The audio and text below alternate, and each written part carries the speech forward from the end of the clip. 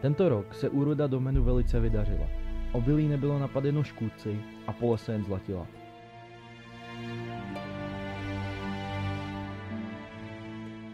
Sídlem problém nebyl, ale únos doménského velitele našimi bratry mnichy představoval pro jejich neskušené bojovníky závažný problém. Zachraňte mě!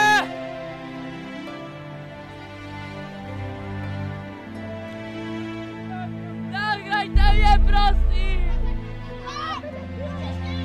Vemte mě pryč! Nechte ho!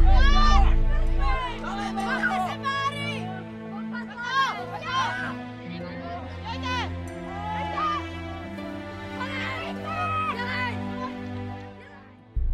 Nakonec se jim ho podařilo zachránit a my tak mohli pokračovat v našem plánu.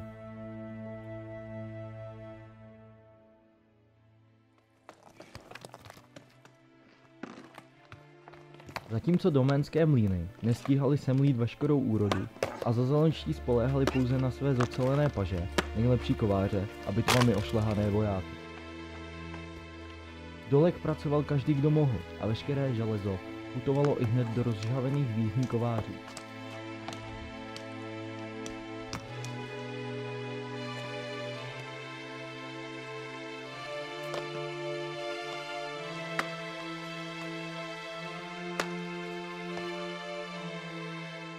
Pod nátlakem armád Azazelonu padaly nepřátelské pevnosti jedna za druhou a jejich území stále rostlo.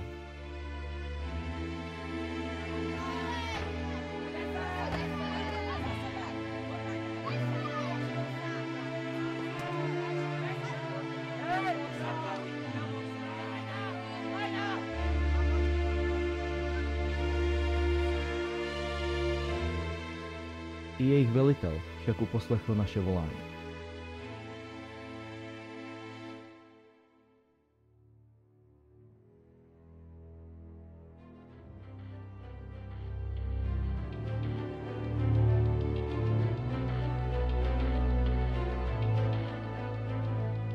Rubion vždy patřil mezi nejmajetnější království a mohl si tak dovolit dostatek žoldáků nejen pro válku s ostatními, ale i k přepadání nevinných obchodníků a pocestných.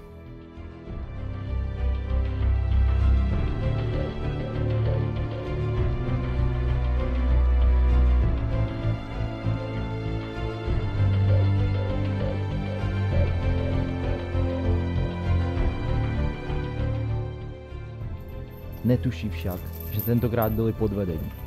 Jejich velitel se měl vydat na dlouhou cestu bez jediného vojáka. Naší nabídce však nemohl odolat.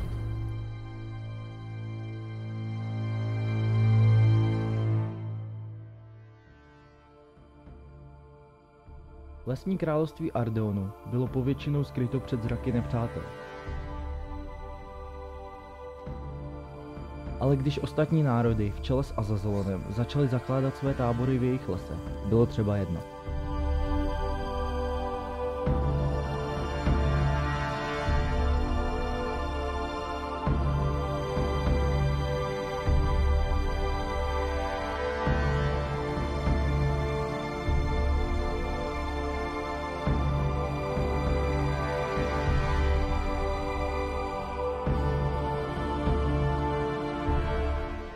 Ardeonští se rozhodli použít na své protivníky tajnou a ničivou zbraň.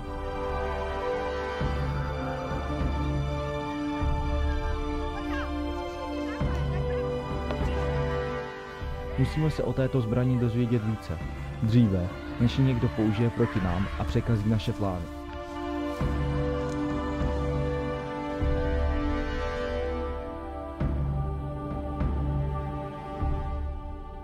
Jejich velitel je posledním dílem naší skládanky.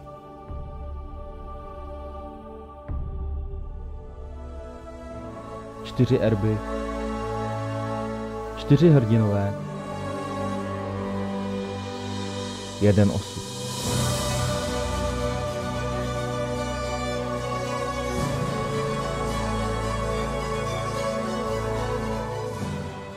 Všichni do jednoho přijali naši výzvu.